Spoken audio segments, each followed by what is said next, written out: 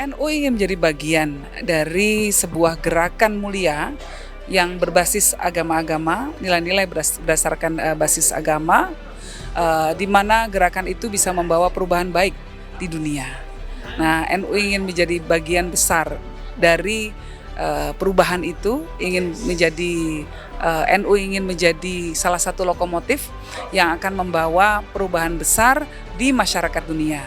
Nah, kita sama-sama tahu bahwa lebih dari 80% masyarakat di dunia itu punya agama, punya keyakinan. Jadi agama itu bisa menjadi kekuatan pengungkit, bisa menjadi kekuatan pendorong untuk melakukan perubahan-perubahan baik di dunia.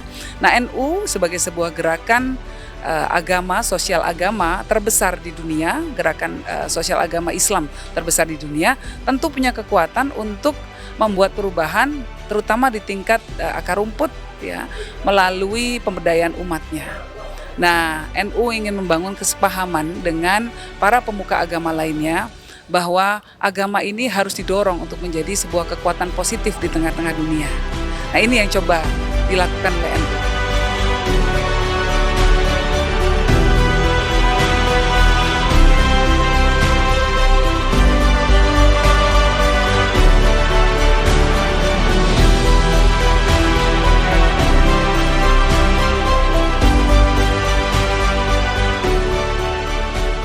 Identitas itu bisa berupa identitas agama, identitas etnik, identitas suku, bahkan identitas politik.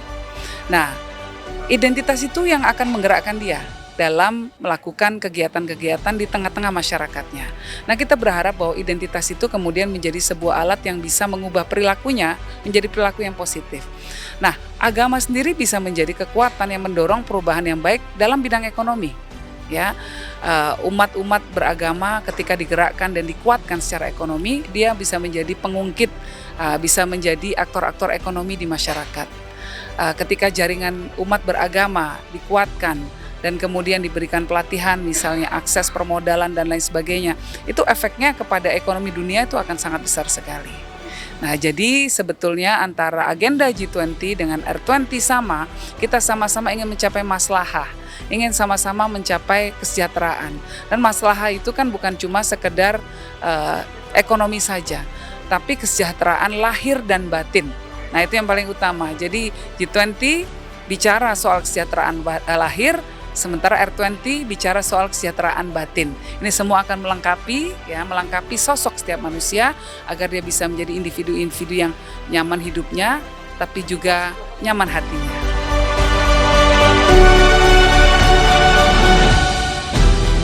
Memang kalau para pemuka agama masih belum terrepresentasikan anak mudanya, terutama kan rata-rata anak muda masih aktif di luar rumah, ya biasanya pemuka agama kan sudah sepuh gitu ya. Tetapi anak-anak muda dan para perempuan ini terlibat dalam organizingnya, jadi terlibat dalam kepanitiaannya. Nah, dari situlah anak-anak muda ini kemudian kita harapkan bisa intens berinteraksi dengan para pemuka agama yang jauh lebih senior dan kemudian bisa menyisipkan gagasan-gagasannya ya lewat corong suara para senior-senior, para pemimpin-pemimpin agama. Nah, kita berharap tentunya ke depan, kita berharap bahwa R10 ini tidak berhenti di Indonesia saja, tidak berhenti di sini saja, bisa bergulir menjadi sebuah agenda tahunan. Nah, di sanalah kemudian peran pemuda, terutama tokoh-tokoh muda berbasis agama, itu bisa lebih lagi kuat ya dalam membuat perubahan positif di tengah-tengah masyarakat.